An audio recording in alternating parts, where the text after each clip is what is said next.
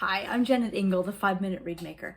Today, I'm looking at a read repair shop from Anne. You've seen Anne's reads before. This particular read is one that I sent her. She didn't like it, it was too hard, so she worked on it.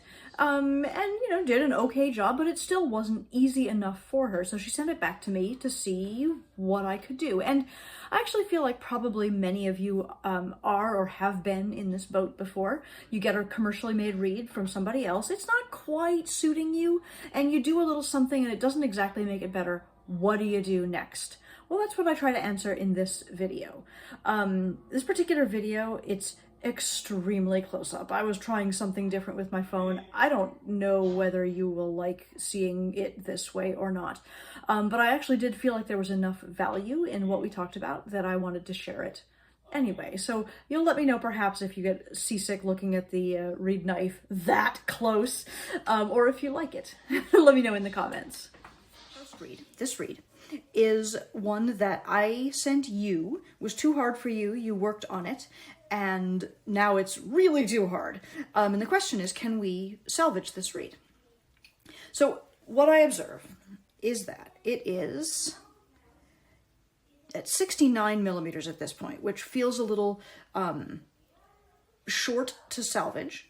I can see that. I can see evidence of your scrape in the tip, obviously. We've even got a little bit of damage at the corner of the tip on this side. But I think that the thing that is making this read feel so hard, it's crowing very high, obviously, is that I don't think that you have, I don't think that the work that you did in the tip actually lent itself to greater vibration. I think you went into the tip and wound up sort of shutting vibration down a little bit. And I'm looking at this, the weight, the heft of the wall between the heart and the tip. And I'm just feeling like there's not a lot of way for the vibration to get into that heart. I observe also that your scrape is a little bit like notchy up in this area. So before I do anything else more dramatic, I'm just going to sort of clean a little bit this area that you scraped, making sure that I'm angling my knife outward so that everything that I do promotes more thinness at the side, and I'm scraping all the way through that corner and looking for greater smoothness and better slope. So indeed, yes, your scrape made the tip thinner, but it didn't make it thinner in a way that went whoosh out toward the corner. It made it sort of thinner in a lumpy way a little bit. So without touching anything south of the tip, I'm just cleaning it up and making sure that it slopes so that the thinnest part is the corner and the side. And now let's see what we have.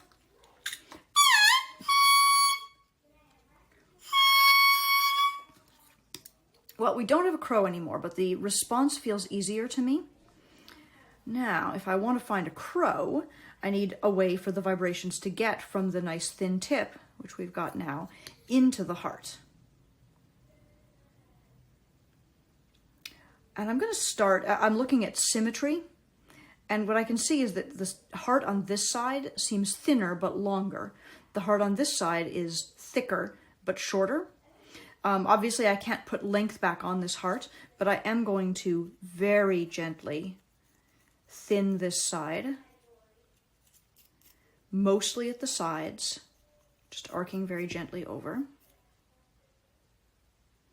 And then I'm going to pay attention to, here especially, it just seems like the transition is very abrupt.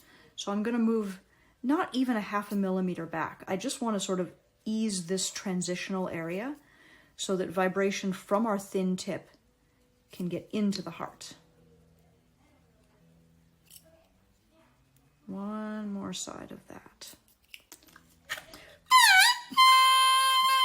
Now I've got my crow back, and let's put it on the oboe.